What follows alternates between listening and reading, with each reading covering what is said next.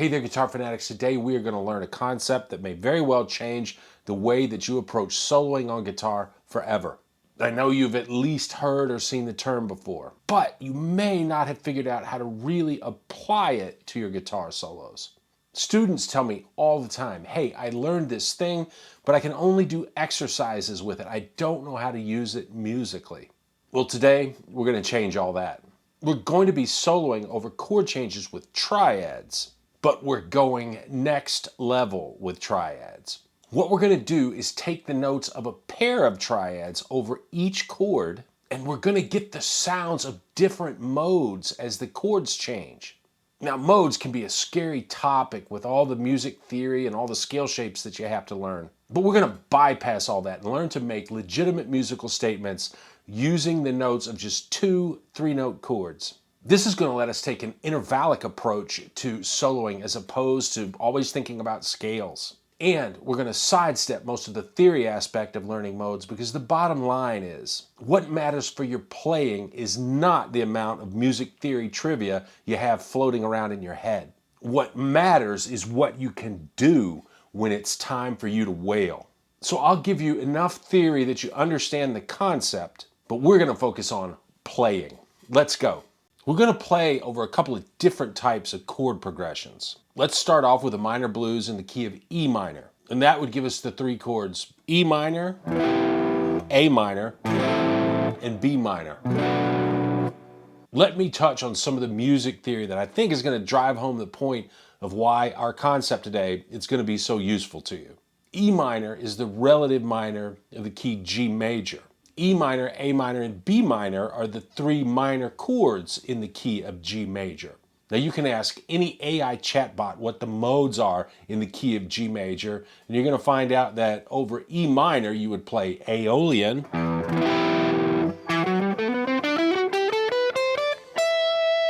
over A minor you would play A Dorian, and over B minor you would play B Phrygian.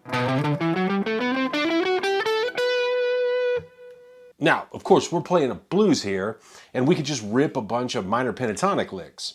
But it sounds great sometimes to get those modal tonalities into your playing. But for most of us, when we start talking about modes, we start thinking about scale patterns. And scales are not the sound of the blues. So here's the key to our triad pair concept. And I don't want you to overthink it. I just want you to memorize these rules, roll with it, and start making music. We can get the sound of E Aeolian by playing 2 triads, E minor and D major. So the minor triad of the root and the major triad a whole step below it. Those 2 triads together give us 6 of the 7 notes of Aeolian mode, and we don't have to think about scale patterns. I'm going to play E Aeolian over an E minor chord, and then play a series of E minor and D major triads, and you're going to hear the same tonality. Check this out.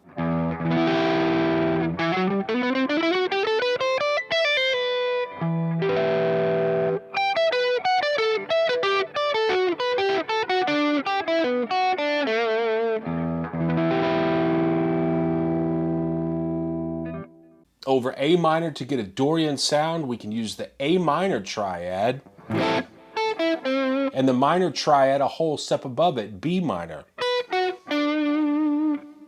Here's a Dorian,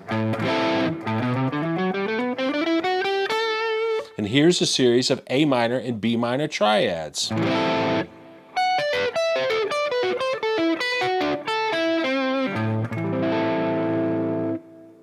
Lastly, over B minor, to get a Phrygian tonality, we can play the B minor triad and a major triad half step above it, which is C major. Here's B Phrygian,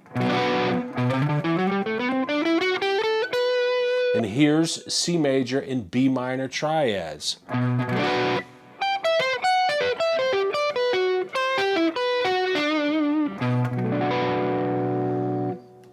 And here's the bottom line. Just memorize the rule for which triads to use to get that modal sound. Just go with it, don't overanalyze it. Know that it works and you can completely bypass scale patterns. Now, don't twist what I'm saying into, he's saying I don't need to know scales or theory, because I think you do. But knowing scale patterns does not automatically translate into playing cool guitar licks. It usually just translates into hearing somebody play guitar solos that sound like scale practice. We want to focus more on being musical and tasteful, and that's what's coming next, because I'm going to show you how to use this concept to make up licks and phrases. I'll make the point again, it's not what you know conceptually that counts. It's all about what you can do when it's your time to shine. Now, here's the secret to making this concept sound good. We're not just going to run through the triads like I did when I played those examples, because that's as boring as hearing somebody run through scales. We're going to make up what I call triad-based licks. And by that I mean we're going to use select notes from the triad pairs, and then we're going to add some phrasing to make those notes come alive. Let's start over the E minor chord with E minor and D major triads. Here's a diagram showing E minor and D major triad shapes on the G, B, and high E strings, and we're going to stick with just those strings to get started. The E minor shapes are in red, and the D major shapes are in green. I'm going to show you two licks that are going to cover the first 4 bars of our blues progression, and those are all over an E minor chord. So in lick number 1, we're going to use the D triad shapes at the 10th and 14th frets. And we're going to use E minor triads at the 7th, the 12th, and the 15th fret. Starting off, I'm only going to use some notes on the high E and B strings. So if we use the notes from D major at the 10th fret of E and B and the 14th fret of the high E, we could get a lick that sounds like this. You'll notice that I bent the 14th fret, which is F sharp, up to G. That transitions us from the D triad into E minor. And then we can play something that's kind of standard bluesy.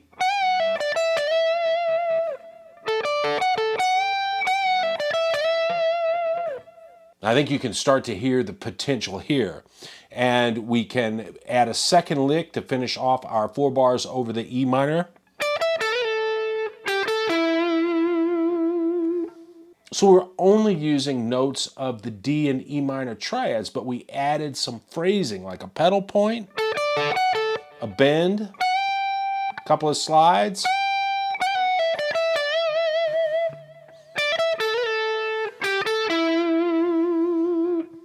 And the lick, well, it comes alive.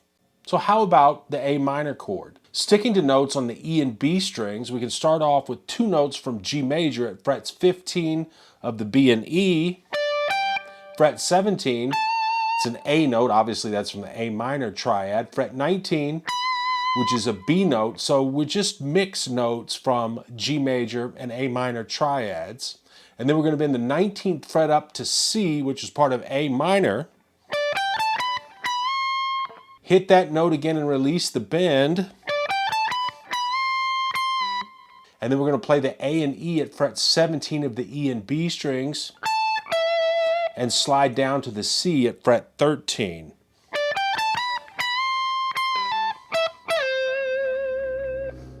That's a very expressive lick. And now we're moving back to our E minor chord, and we're going to flow into that chord by playing the D major triad at the 14th fret of the G, B, and E strings.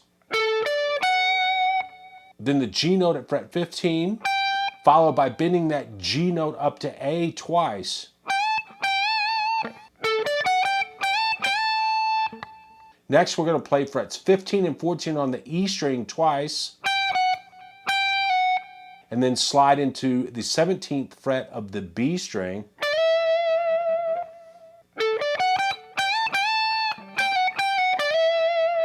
All those notes come from D major and E minor triads again. And next we're going to play a standard E minor blues lick. But all the notes are also either in E minor or D major triads.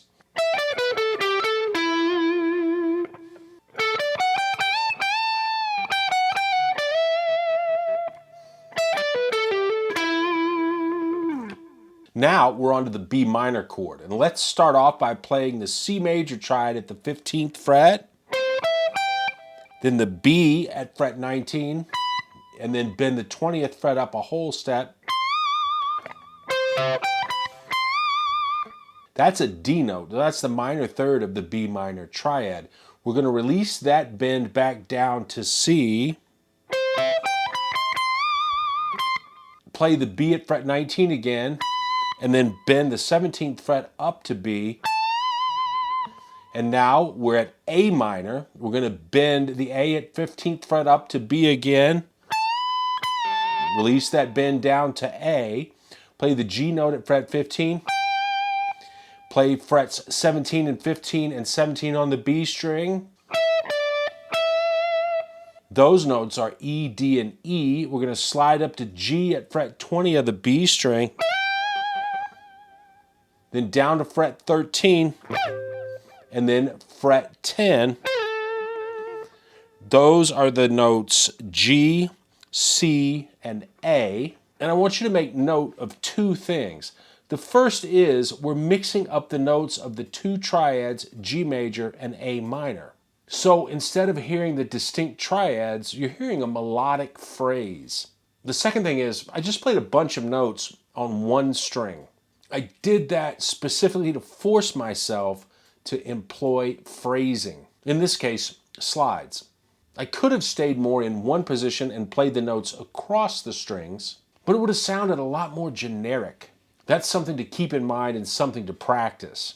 Well, we're back to the E minor chord, and we want to ramp things up over the last two bars for a big finish to our solo. So we're going to get a little busier, and we are going to run some triad shapes. Here's an E minor shape way up at frets in 19 and 15 on the E string, 17 on the B string. D major at frets 17 and 14 on the E string and 15 on the B string. E minor again at frets 15 and 12 on the E string and 12 on the B. And D major at frets 14, 15, and 14 of the E, B, and G.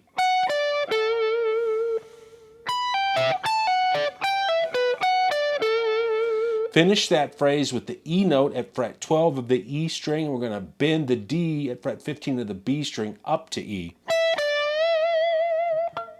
We're going to end the solo with a standard blues lick, playing frets 15 and 17 of the B string, 15 of the E string, back to fret 17 of the B string, and then we're going to bend the A at fret 17 of the E string up to B, and we play that twice. And that's our solo, not a scale run in it anywhere. Just choice notes pulled from the triads that fit over each chord and a couple of standard blues licks. Let's put that all together and play it over the backing track. Have a listen.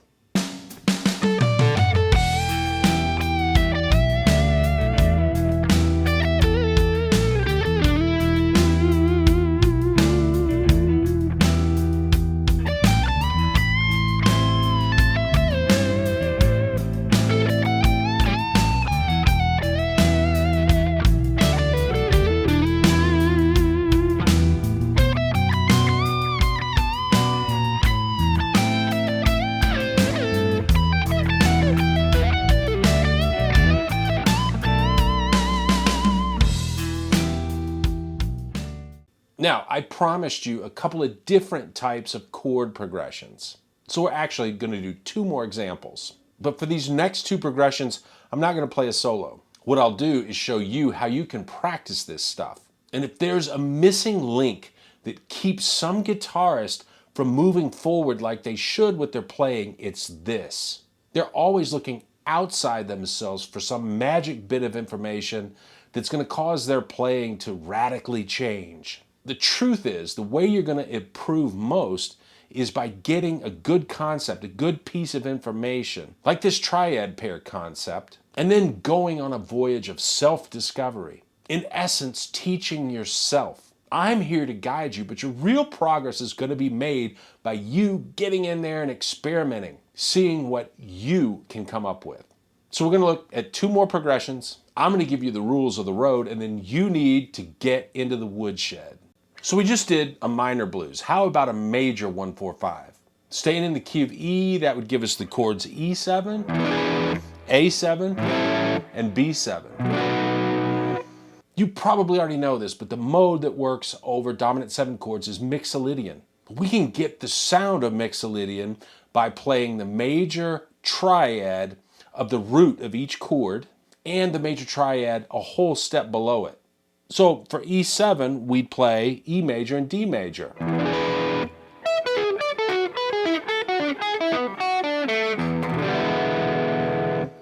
For A7, that would give us A major and G major.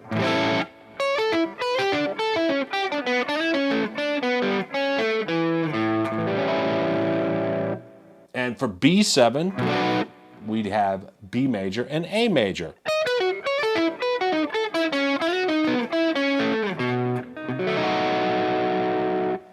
I'm going to play over a backing track again and demonstrate how you can practice getting used to moving between these triad pairs. Check it out.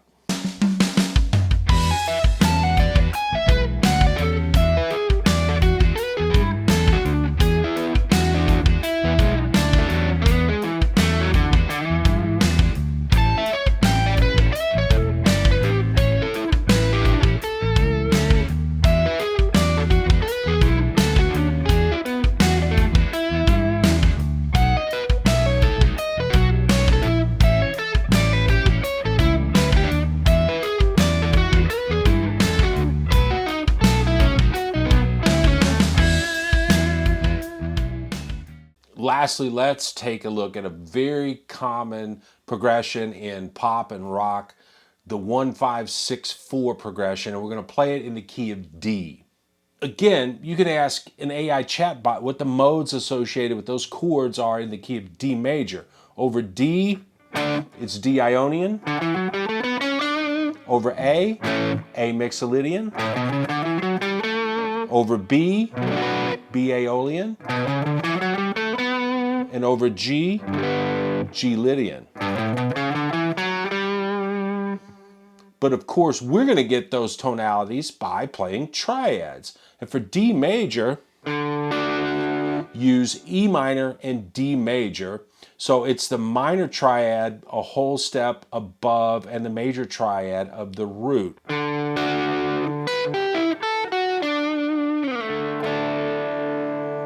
For A, we know we get Mixolydian by playing the major triad of the root and the major triad a whole step below. Over B minor to get Aeolian, we know we can play the minor triad of the root and the major triad a whole step below.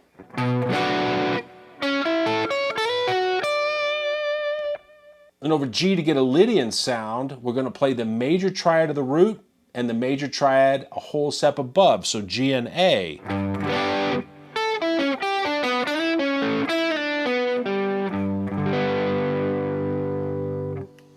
I'll play over a backing track of this chord progression a couple times, and I'll be a little more musical this time with my examples. Here we go.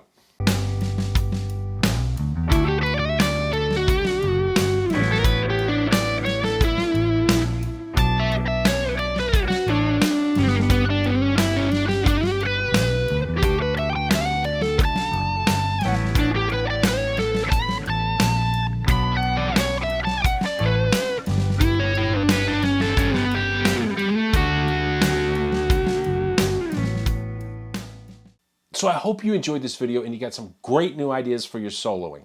If you need more information on triads, you can check out this video. I know it will help you out. Take care, have fun playing your guitar. I'll see you soon. Bye.